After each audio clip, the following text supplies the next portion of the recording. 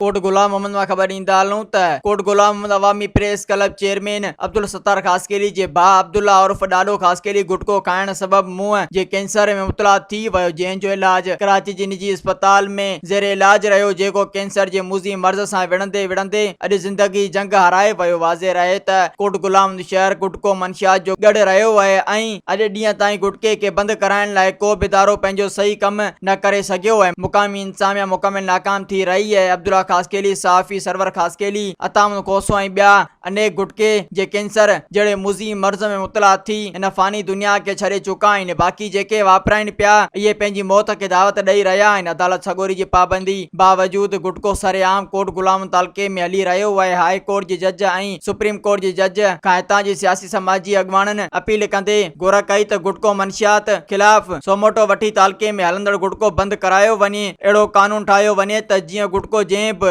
इलाइक़े मां मिले उन जो केस उतां जे मुक़ामी इंतज़ामिया मंशियात जी रोकथाम वारनि इदारनि ते दाख़िल थिए। मज़ीद ख़बरनि ऐं तफ़सीलात लाइ विज़िट कयो असांजी वेबसाइट www.awamiNewsHD.com ऐं ॾिसंदा रहो अवामी न्यूज़ HD।